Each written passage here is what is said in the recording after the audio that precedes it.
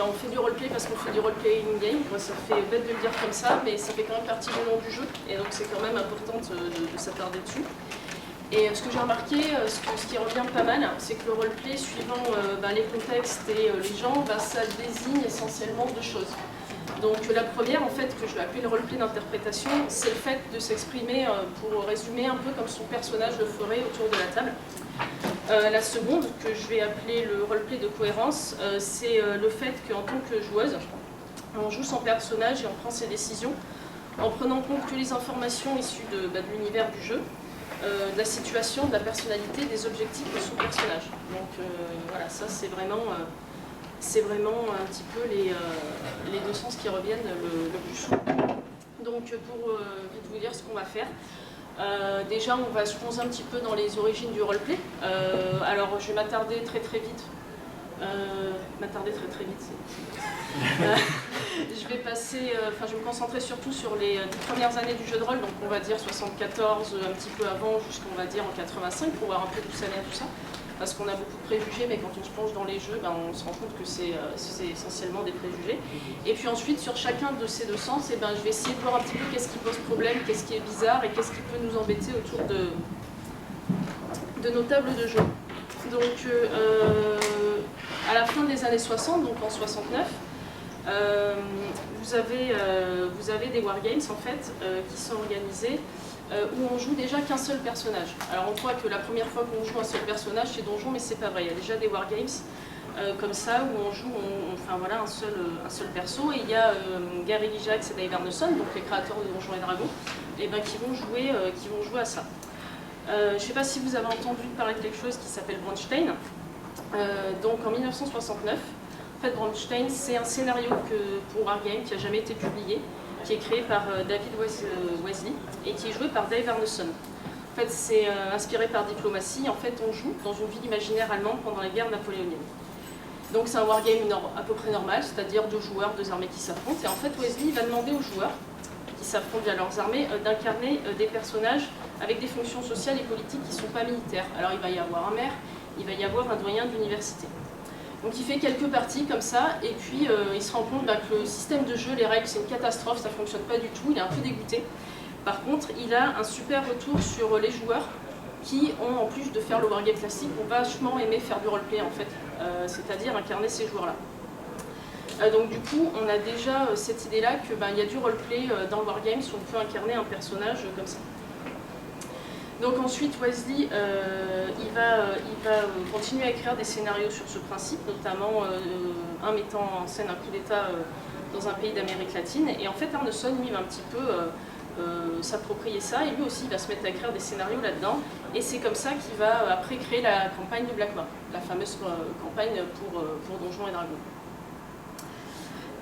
Autre chose aussi dans les wargames, où il y avait pas mal de roleplay, en fait les wargames se faisaient aussi par voie postale, c'est-à-dire qu'ils s'écrivaient des lettres.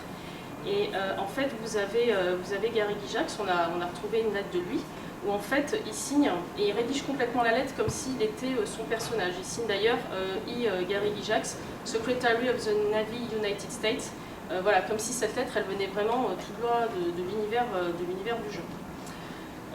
On passe à peu près en 71, donc il y a Chainmail. Donc Chainmail, c'est le jeu qui précède Donjons et Dragons, qui sont des règles en gros sur faire du wargame médiéval, qui aura un supplément fantasy qui donnera Donjon.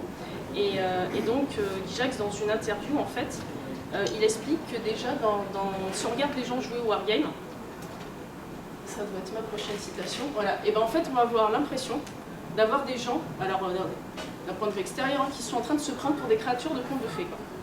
C'est déjà quelque chose qui est très présent. Donc du coup, 3 ans après, 74, le premier Donjons et Dragons. Alors, premier Donjons et Dragons, ça s'appelle pas jeu de rôle, ça s'appelle Rules for Fantastic Medieval Wargames Campaigns Playable with Paper and Pencil and Miniature Figures. À vos souhaits. Donc en fait, qu'est-ce qu'il nous dit ce titre? Il nous dit que le cadre de ce jeu, ça va être un genre fictionnaire, en l'occurrence la fantasy, que le jeu il joue en campagne, donc il va avoir une logique sérielle, on va reprendre le personnage, et que ce jeu il est jouable avec des accessoires habituels des wargames, c'est-à-dire les figurines, mais qui ne sont pas obligatoires. Ça c'est important. Et pour le coup, la notion de rôle, elle n'est pas vraiment mise en avant là-dessus. Quand on lit le jeu, eh ben, on dit souvent Donjons et Dragons, c'était pas expliqué comment on joue. Et bien pas tout à fait. Je vais vous mettre un extrait, alors c'est un peu long, je vous rassure, je ne vais pas vous obliger à tout lire, mais je vais essayer de vous dire un petit peu ce qui est intéressant là-dedans.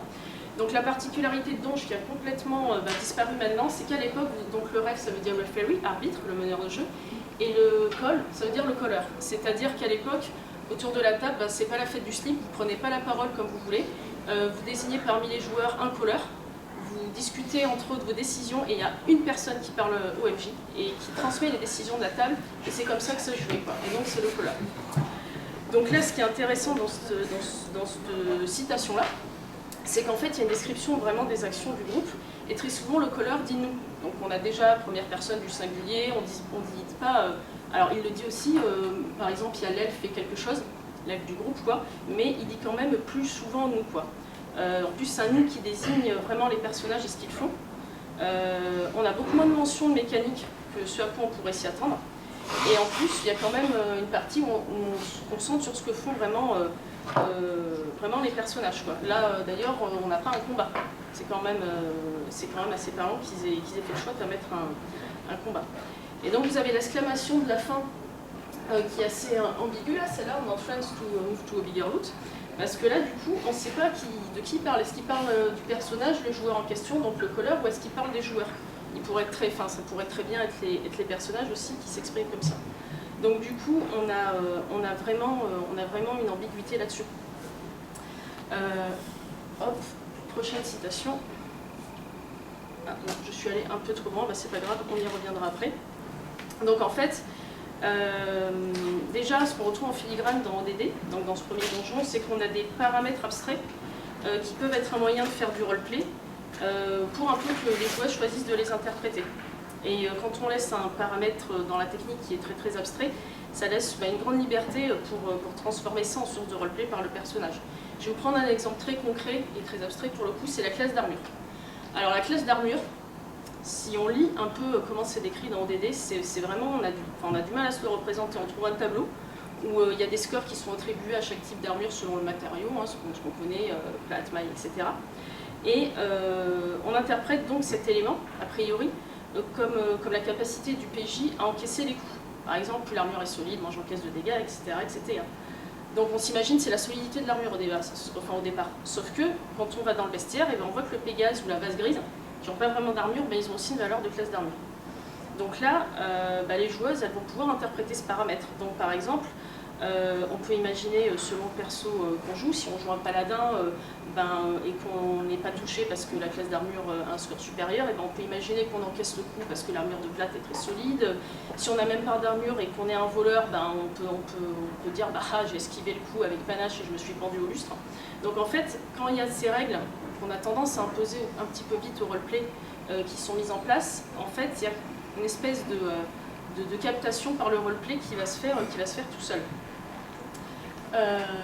Cela dit, d'une façon générale, dans ODD, la notion de rôle, elle est vraiment réduite à une classe, à une fonction, et le plus souvent en combat. Là, ce que je vous parle, c'est vraiment des éléments qui sont présents en filigrane. La seule mention de rôle, c'est before they begin. Donc, avant qu'ils commencent, les joueurs doivent décider quel rôle ils joueront dans la campagne, humain ou autre, guerrier, prêtre ou magicien. Donc, on est vraiment dans la classe de perso sur la notion de rôle. Donc voilà, c'est là implicitement, mais il n'y a rien dans ODD qui vous dit parler comme votre personnage. Ça n'existe pas. Mais par contre, quand on va se pencher sur l'apparition du terme, vraiment de role-playing game, les gens qui vont amener le fait qu'on va appeler les jeux auxquels on joue maintenant comme ça, en fait, il va falloir se pencher du côté de la presse spécialisée des wargames qui vont critiquer tous ces jeux. Donc du coup, role-playing, c'est dès 73, donc même avant la sortie de Donj, c'est un terme qu'on va revenir un petit peu dans la presse du wargame. Et plus Donjons et Dragons sort, une fois que Donjons et Dragons est sorti, il y a d'autres jeux qui sortent, il y a En Garde, il y a Empire of the Petal Throne, il y a Tunnel and Troll pas longtemps après, et en fait les critiques ils se disent attendez, ces jeux-là c'est pas des wargames habituels, et il va falloir trouver un autre terme pour les désigner, quoi. Donc du coup, vous allez commencer à voir pas mal de gens qui tout simplement vont s'approprier le terme jeu de rôle pour désigner ce qu'on fait nous maintenant, quoi. Donc voilà, là par exemple, c'est un exemple typique et ça date de 75 quoi.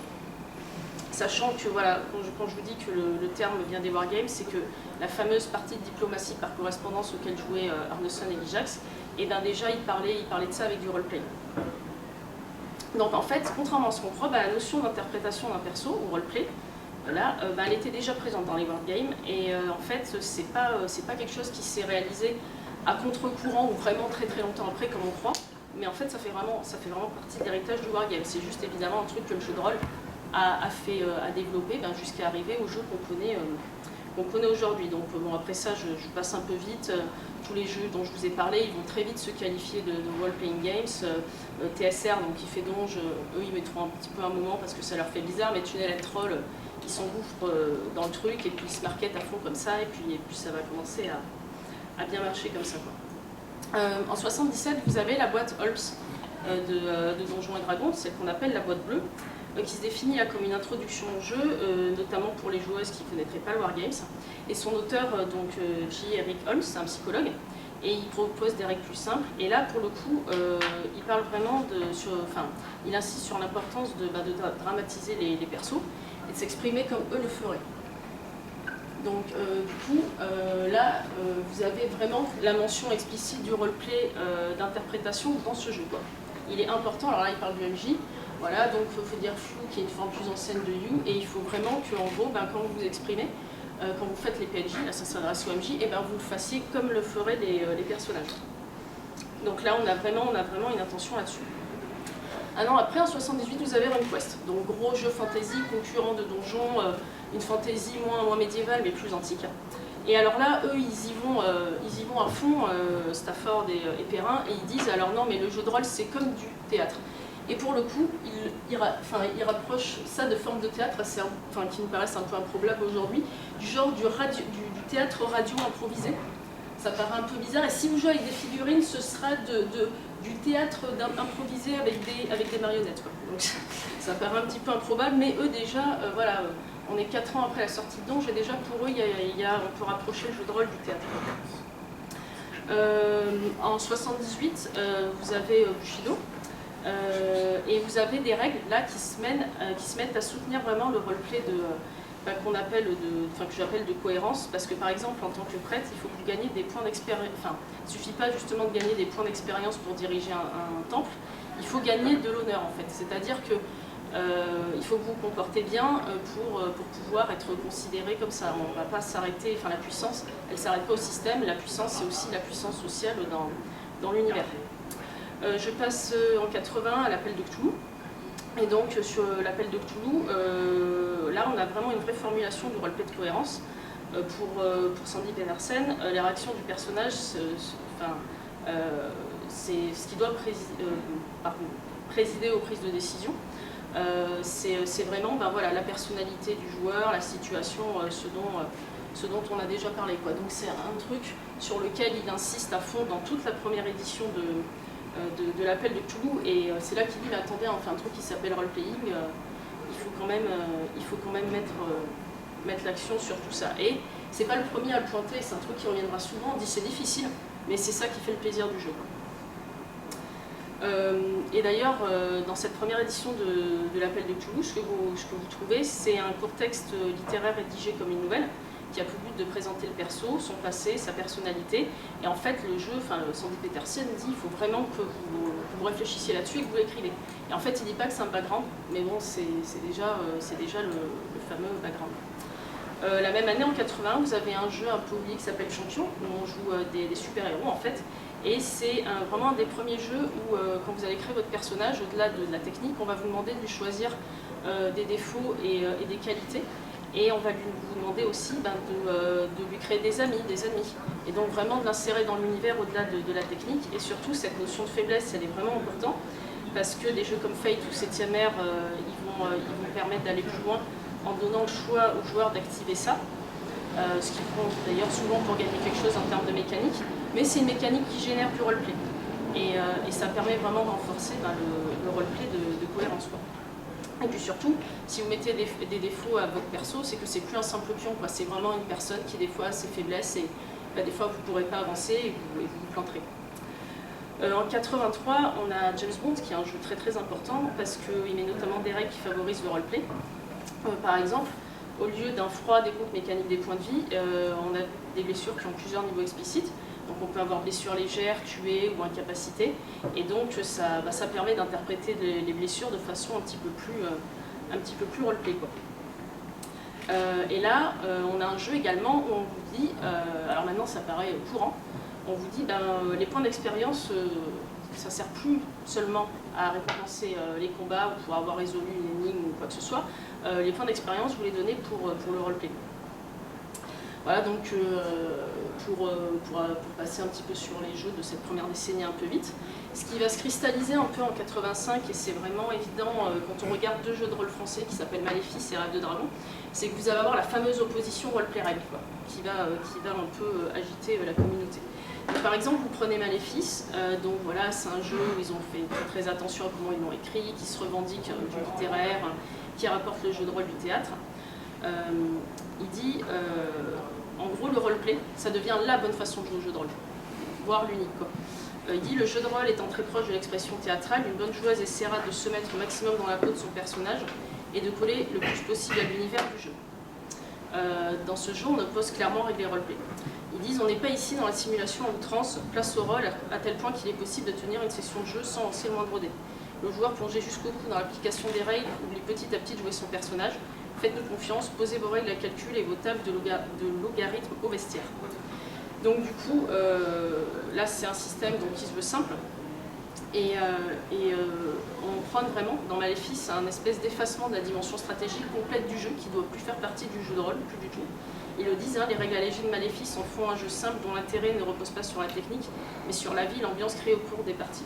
Donc on a vraiment cette notion de ludique un petit peu tactique, stratégique qui doit dégager du jeu. On sent que c'est pas bien. À l'inverse, Rêve de Dragon, donc qui sort la même année, ne considère pas les règles comme un frein au roleplay.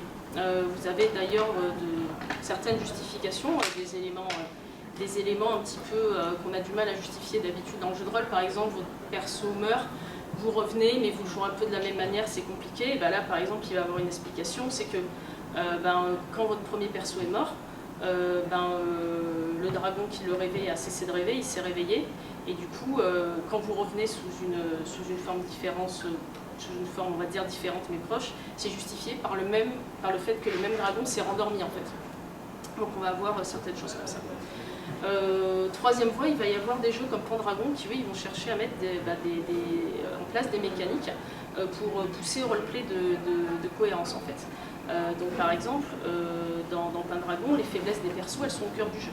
Donc quand vous définissez votre personnage par ses traits, en fait c'est les aspects dominants de sa personnalité en fait. Donc c'est chiffré avec une logique un peu binaire. Par exemple, vous allez avoir courageux, peureux, et en fait pour chaque, vous répartissez 20 points. Par exemple, vous allez mettre 13 points en valeureux et 7 pour peureux, ça veut dire que vous êtes quand même a priori plus valeureux. Et donc en fait on a vraiment des règles qui essayent de retranscrire le caractère du perso, et le MJ va vous demander des jets de D20 pour faire preuve d'une vertu particulière ou pour résister à un vice. Donc on a vraiment des règles qui poussent à faire du roleplay, et si vous n'avez pas prévu de jouer la faiblesse du perso, les règles vous rattrapent et quelque part vous obligent à le jouer en fait. Hop. Et on a aussi l'idée de récompenser mécaniquement le roleplay, et on a cette fameuse notion d'éloquence dont je vous parlais au début, qui prend un peu le pas. En fait, on a une idée en fait que quand vraiment un joueur fait du roleplay qui impressionne ou qui plaît vraiment en termes de performance, voilà cette notion de performance, d'éloquence, et là il faut le récompenser quoi.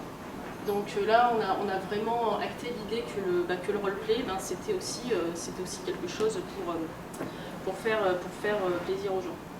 Donc en gros on va avoir plein de jeux qui vont choisir de récompenser le roleplay comme Ghostbusters ou ce genre de choses, ou la Compagnie des Glaces. C'est vraiment quelque chose qui va devenir un petit peu définitoire. Hop. Donc voilà, là on va parler plus spécifiquement du roleplay d'interprétation. Voilà, la bonne manière de jouer, est-ce que c'est superflu, est-ce que c'est un système de résolution parallèle. Donc d'abord, la bonne manière de jouer, quoi. Donc on conseille maintenant de plus en plus dans les jeux en gros de faire, quand il y a quelque chose de social à gérer, de la diplomatie, du bluff, et plutôt en fait, plutôt que de faire le jet, en gros on va vous dire ouais c'est quand même vachement mieux de le jouer en roleplay quoi. Et donc c'est vraiment devenu la bonne façon de jouer quoi.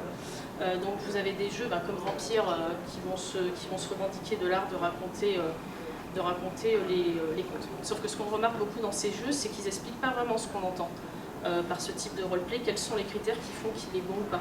En fait, c'est une façon de dire le joueur il doit se comporter comme ça, de manière roleplay, mais en fait on n'explique jamais vraiment le comportement. Donc en fait, le fait de récompenser le roleplay systématiquement, ça veut dire quoi? Ça veut dire maintenant qu'on gagne en ayant une certaine attitude autour de la table, plus qu'en réussissant à sortir du donjon ou à résoudre l'enquête en fait. Et c'est un peu bizarre parce que c'est jamais vraiment très défini. Donc vous allez avoir des jeux qui vont vraiment se concentrer que sur roleplay en fait. Un jeu qui s'appelle The Extraordinary Adventure of Baron Munchausen. En fait c'est un des premiers jeux de rôle sans MJ. En fait c'est un jeu où vous jouez des aristocrates du XVIIIe siècle qui se racontent leurs aventures sous forme de défis. Et en fait on joue que leur conversation. Et le système de jeu, en gros, quand vous voulez interrompre quelqu'un, lui disent non mais c'est pas vrai, là ton aventure c'est n'importe quoi, vous devez parier des jetons en fait. Donc on a vraiment, la partie c'est que ça. C'est vraiment le système de jeu, c'est vraiment le roleplay, et à la fin celui qui a gagné, c'est celui qui a raconté la meilleure histoire. Donc en fait là, c'est une forme un peu particulière de roleplay parce que y a un perso qui raconte son histoire, et en fait les autres joueuses autour de la table, en fait, elles incarnent plus des personnages, mais en fait, elles vont intervenir de façon presque méta-jeu en fait. Par exemple, vous allez dire, oui, alors moi, à ce moment-là, j'ai tué un ours dans telle montagne, et puis vous allez dépenser un jeton et dire, mais c'est pas vrai, dans cette montagne, il n'y a plus d'ours depuis longtemps, tout le monde le sait. Ça va invalider cette proposition. Vous avez un jeu aussi qui s'appelle Puppetland, donc où on incarne des marionnettes, et là, on vous dit, en gros, le but du jeu, c'est de faire un conte, de jouer un conte devant quelqu'un qui est absent, et lui permettre d'avoir une expérience agréable. Donc voilà, on va vraiment loin dans le truc de l'éloquence et de dire on joue presque pour les autres, on a vraiment des tentatives comme ça. Donc voilà, le roleplay, ça devient vraiment un peu ce qui fait l'essence du JDR, et donc ça cristallise un peu les tensions. Et pour certains, comme Guy Jacques, le roleplay, c'est pas une fin en soi en fait, c'est un moyen. Il y a des gens qui remettent un petit peu ça en cause quoi. Donc du coup, c'est difficile de passer le curseur, mais en fait, il y a aussi l'idée que le roleplay, ce serait pas une fin, mais le moyen en fait d'explorer et d'interagir avec l'univers du jeu en fait. Donc du coup, je vais vous parler des gens qui pensent que le roleplay d'interprétation à outrance c'est assez superflu parce que ça ne permet pas d'atteindre les objectifs plus vite, de résoudre plus rapidement les quêtes. Pour certains, le défaut c'est qu'on a moins la main sur le temps de la fiction, c'est-à-dire que si vous jouez tout en temps réel, toutes les conversations en temps réel, et grosso modo vous ne pouvez plus faire d'ellipses et vous pouvez avoir des espèces de pertes de rythme narratif assez importants à la table, où vous n'allez pas vraiment pouvoir reprendre la main quoi. Donc vous avez probablement vu des parodies sur les vidéos avec tu nous emmerdes avec ton roleplay, avec le mec qui en fait des caisses et qui empêche tout le monde de jouer pendant très longtemps.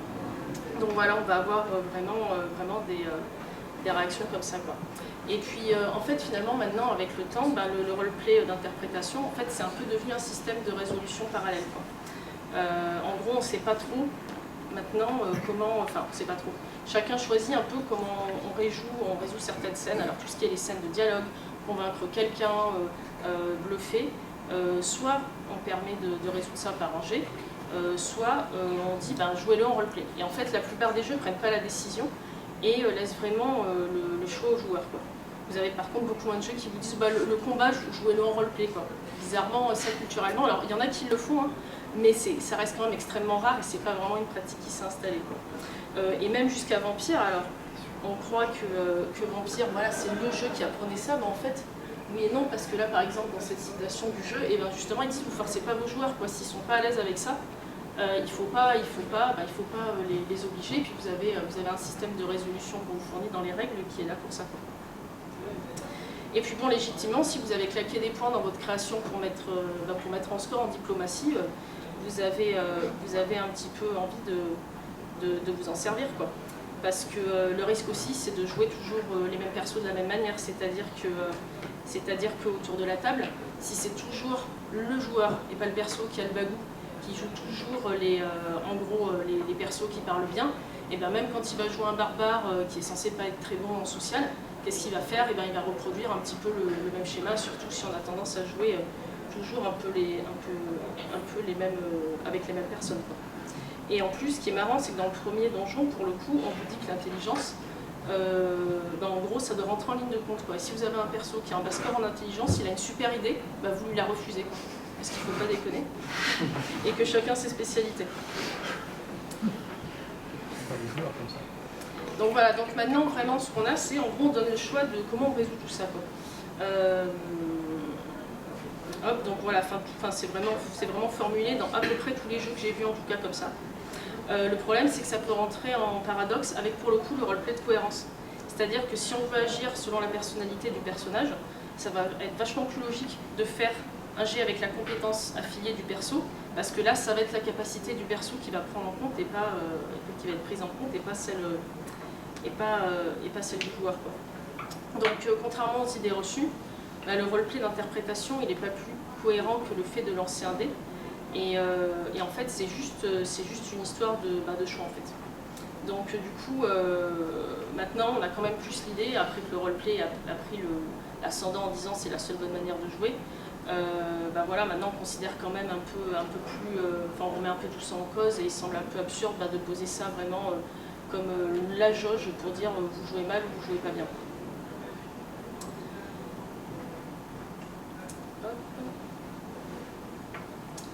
Donc on va passer aux choses sur le roleplay de cohérence. Donc on va parler vite fait de simulationnisme et d'immersion. Voilà, les règles comme soutien et l'effacement du joueur derrière le personnage. Et enfin l'appétit narratif. Donc le roleplay de cohérence, le simulationnisme ou l'immersion. Le roleplay de cohérence, finalement, ça pourrait regrouper le simulationnisme de Kim. Alors en gros, c'est vraiment comme ça qu'il le définit, c'est prendre ses décisions avec juste les infos qu'on a dans l'univers et puis pas plus, quoi. Donc pour certains, ça va être juste cette manière simulationniste de jouer. Vous avez un chercheur qui s'appelle Arvianen, qui est d'Europe du Nord, qui lui détaille 3 notions d'immersion qui regroupent le roleplay, qui sont intéressantes. Alors la première, c'est pas compliqué, en gros, c'est que vous êtes immergé dans votre perso. La seconde, c'est la suspension volontaire de l'incrédulité, c'est-à-dire vous êtes dans un monde qui a de la magie, vous l'acceptez. Mais ce qui est vachement intéressant, c'est la troisième. En gros, ce qu'il dit dans la troisième, c'est quand il se passe quelque chose dans la fiction, dans le jeu, ça ne doit pas être considéré comme des étapes d'une histoire ou d'une quête. Ça doit être considéré comme de simples faits, parce que vous, quand vous êtes dans la vie, qu'il vous arrive un truc, vous ne dites pas mais quel retournement, les scénaristes sont fous et vous n'essayez pas de voir derrière. Et lui, pour lui, si on veut faire du bon roleplay, on fait ça. Quand il se passe quelque chose, on n'accorde pas de l'importance avec une réflexion méta-jeu à se dire non mais là le MJ s'il a fait ça, c'est parce qu'il veut qu'on aille là. Donc du coup, c'est là qu'on voit que le roleplay, il faut mettre des curseurs très très différents sur qu'est-ce que c'est un bon roleplay, quoi. Je vais aller un peu vite. Et donc je vais passer aux règles qui viennent soutenir le roleplay de cohérence. Donc comme je l'ai dit, c'est quelque chose qu'on a pas mal imposé. Enfin, on a pas mal imposé cette idée que règles et roleplay ne pouvaient pas fonctionner ensemble. Mais en fait, il y a plein de systèmes de jeu qui ont des mécaniques pour ça, qui sont plus ou moins contraignantes. Donc il y a les vices, les vertus de Pendragon, la passion, la santé mentale à Cthulhu, l'alignement à DD, qui au départ sert juste à vous dire vous pouvez utiliser cet objet magique ou pas, mais qui est censé quand même être un petit peu plus profond que ça, surtout dans les éditions suivantes. Et vous avez aussi les aspects dans Fate, quoi. Et clairement ça va vous aider, vous venez de faire votre perso, vous n'avez pas eu le temps de faire background, et en fait, juste en faisant votre fiche perso avec ces mécaniques, vous allez lui donner une personnalité, quoi. Donc vraiment, ces mécaniques, elles ont une utilité pour singulariser vraiment votre personnage. Le système, c'est aussi là-dessus un garde-fou. Donc par exemple, si vous dites que votre perso, au milieu d'une partie de l'appel de Cthulhu, il se met à voler pour monter sur le haut de l'immeuble, et non, le système de jeu est là pour dire non, tu ne peux pas faire ça parce que c'est pas une capacité que tu as. De la même manière, si vous jouez un personnage très très peureux et puis que d'un coup vous décidez, sans qu'il y ait de raison a priori valable dans la fiction, de vous jeter sur le grand méchant, le MJ peut tout à fait vous demander un jeu de volonté de sang-froid pour vous contraindre de roleplay que pour le coup on a laissé un peu de côté. Donc le but c'est pas verrouiller la liberté de la joueuse, mais de maintenir en fait une espèce de cohérence. Et ça nous arrive tous, moi la première, des fois de laisser un peu tomber tout ça. Et c'est vrai que le système, quand il est bien foutu, il va vous aider aussi à rester dans une espèce de ligne de conduite, quoi. Ensuite, il y a l'idée, pour certains, que le roleplay, ça doit être l'effacement total du joueur derrière le personnage. C'est notamment ce que pense Gary Gygax. Pour lui, en fait, il doit avoir que ce qui se passe dans la fiction qui doit impulser les choix des joueurs pour le personnage, quoi. Et vraiment, les envies du joueur, elles doivent s'effacer derrière le personnage, quoi. Et lui, il va même plus loin et il va dire que si vous endossez un rôle trop proche de votre personnalité, vous n'êtes plus en train de faire du jeu de rôle, vous êtes en train de faire ce qu'il appelle role assumption, en fait. Donc, pour moi, là, je ne vais pas être d'accord avec Gary Gygax. C'est qu'en fait, on est un petit peu devant ce que Diderot a appelé le paradoxe du comédien, c'est-à-dire qu'un comédien, quand il dit joue d'âme et d'intelligence, c'est-à-dire qu'il oscille entre l'empathie avec son personnage et vraiment une vue surplombante plus globale. Et pour moi, le joueur ne doit pas s'effacer derrière le personnage, mais ce qui est intéressant, c'est vraiment d'avoir une tension féconde entre vos avis et les réflexions méta-jeux qui font clairement partie du jeu de rôle.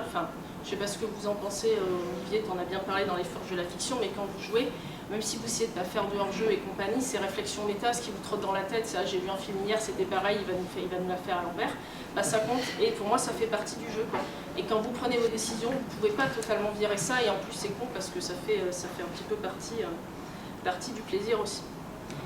Et donc, dernier point un peu critique avec ce roleplay de cohérence, c'est l'appétit narratif.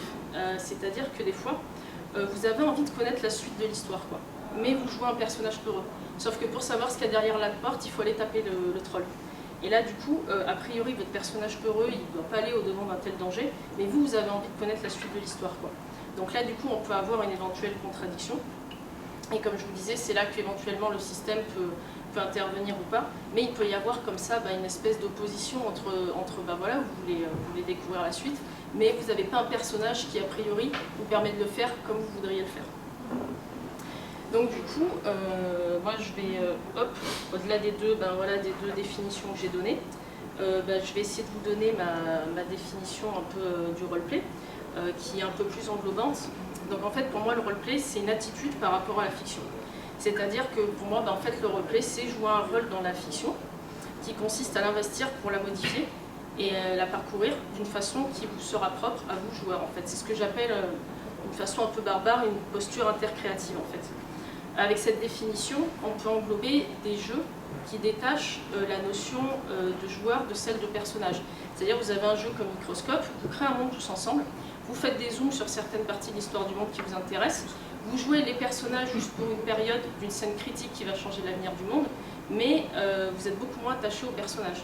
Mais pour moi, c'est du roleplay dans le sens où vous allez jouer un rôle.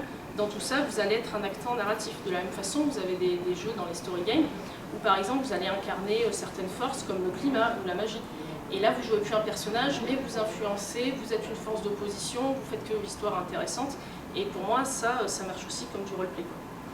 Donc du coup, hop, je vais terminer sur... Si j'y arrive. Voilà, en fait, quand je vous ai parlé d'intercréativité, et donc pour finir là-dessus, pour moi, l'intercréativité, c'est ce qui définit le jeu de rôle.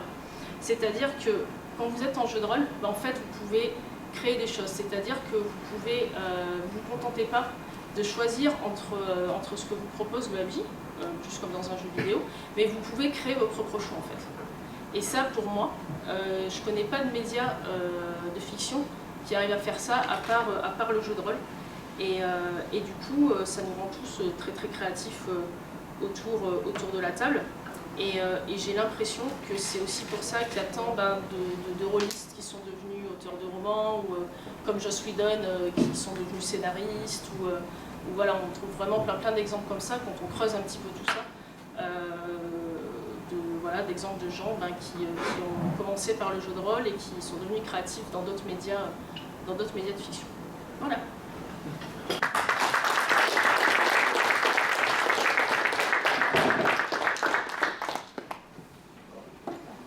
Merci Coralie.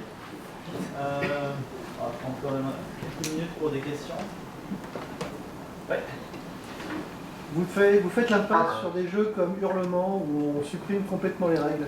Alors c'était la tendance que je pointais, effectivement, je suis pas allée à fond dans ce truc-là, parce que j'ai dû sabrer des jeux, mais effectivement il y a des dans cette fameuse tendance des années, on va dire, moitié 80, fin 80, il y a des jeux qui poussent ça jusqu'au bout, effectivement, comme la tendance que j'ai appelée la tendance Maléfice, quoi, qui veulent effectivement tout supprimer, en fait dans exactement la même optique que Maléfice, quoi.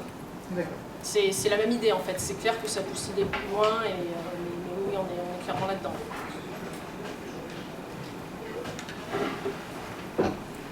C'est intéressant de voir que le système de récompense au roleplay par l'XP, c'est-à-dire qu'on donne pour une activité donc hors système, une récompense qui va être entièrement traduite dans le fait de réussir, donc dans le côté jeu de plateau, quoi. En fait, finalement le côté hors système il est pas si évident, quoi. Parce que si tu t'es déclenché un défaut, donc du coup tu le joues, parce que tu t'es déclenché, et que ça te donne un gain mécanique quelconque, je sais pas, tu regardes des points de vie, tu regardes des points de ce que tu veux, quoi, ça te permet de récupérer une ressource, ça mélange vraiment les deux en fait. Et en fait, la relation roleplay et règles, donc voilà, on a vu, il y a des gens qui l'opposent, mais je pense que l'idée de donner une récompense pour ça en système, c'est dire aux joueurs, et nous on veut que vous jouez à notre jeu comme ça en fait. C'est une façon de dire ça, quoi. Il y a le Ubiquity System qui est utilisé par HoloEarth qui utilise les deux. Il y a le système d'XP standard qui permet d'améliorer les compétences, d'améliorer le personnage dans l'ensemble sur sa fiche. Et là, le système de points de style qui sont des récompenses qui sont données par le roleplay ou par si elle fait une bonne blague autour de la table, comme ça que le MJ lui peut donner comme ça à l'appel, qui permet juste d'améliorer des jets de dés. Ça c'est un bon compromis, je trouve. Ouais. Et du coup ça lèche le sucre. C'est un truc où on a une séparation et on a un choix aussi de la part de la table, quoi, qui va moduler ça, s'en servir ou pas. Et c'est vraiment la tendance qu'on observe où les gens disent ok, c'est pas la seule façon de jouer, tout le monde n'est pas à l'aise avec ça, et puis tout simplement tout le monde n'y prend pas plaisir quand c'est à outrance, et l'outrance ça dépend de chaque table. Et c'est vraiment intéressant de voir à quel point les jeux et les concepteurs de jeux prennent ça en compte en disant on vous laisse le choix et puis vous êtes maître de votre propre plaisir de jeu, en fait. Du coup, est-ce que tu mets sur un même niveau les règles de jeu qui sont expliquées dans le manuel de jeu qu'on achète pour jouer au jeu et puis les règles de la fiction normale, ou est-ce qu'il y en a un qui a précédent sur l'autre ou Ça c'est personnel, mais pour moi le système de jeu en fait c'est tout ça, c'est les règles qui sont écrites dans le livre. C'est ce que Jérôme appelle le système zéro, c'est-à-dire les règles que vous mettez en place autour de votre table mais qui ne sont pas énoncées. Par exemple, je sais pas, peut-être à ta table, s'il y a un interrogatoire, vous jouez en roleplay, c'est comme ça. Et vous en parlez même pas parce que c'est comme ça que vous jouez. C'est ça, et c'est les règles de l'univers. Genre, a priori, mon personnage à l'appel de Cthulhu, s'il joue dans une version très classique, c'est un simple enquêteur, il ne peut pas s'envoler comme ça. Parce que c'est clairement pas les règles de l'univers, quoi, s'il n'y a pas une bonne raison pour qu'il le fasse. Et pour moi, le système de jeu, c'est vraiment tout ça, en fait. C'est pas juste les règles écrites, ça va vraiment au-delà de tout ça.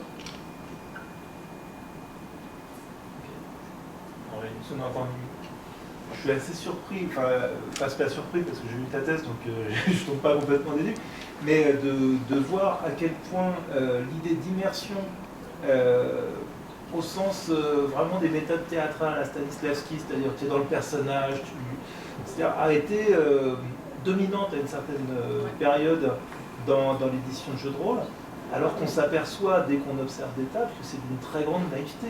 C'est-à-dire cette immersion narrative que tu cites à un moment, j'ai jamais vu un joueur tenir compte de ça indépendamment du fait qu'il est bien entendu dans une fiction, qu'il a bien entendu un meneur et qu'il sait qu'il y a un scénariste et un auteur de jeu derrière.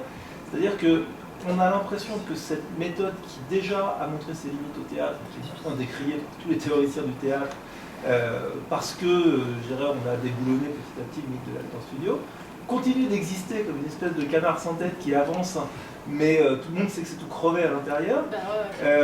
parce que personne ne joue comme ça. C'est Parce ça, que ouais. j'ai 20 ans d'observation de jeux de rôle dans les groupes, j'ai jamais vu quelqu'un faire ça. Pourtant, j'ai été vraiment sur des tablés extrêmement variés, depuis les donjonneurs de base jusqu'à des gens qui font des choses extrêmement expérimentales.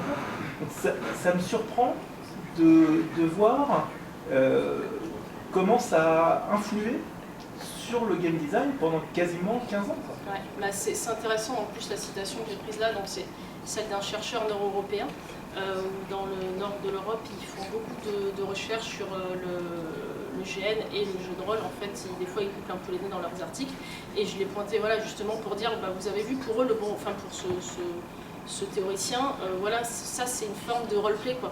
Alors que pour nous, effectivement, moi aussi, ça me paraît complètement aberrant parce que tu peux pas interdire à un rôliste, c'est un peu le principe du plaisir, de te servir de l'encyclopédie personnelle que tu as dans ta tête et de dire ah bah ouais, c'est comme dans Star Wars, c'est comme dans machin, c'est comme dans truc. Enfin, pour ça que je dis, c'est pas possible, quoi, tu peux pas t'effacer et tu es obligé de prendre toutes ces idées méta-jeu pendant que tu joues en fait.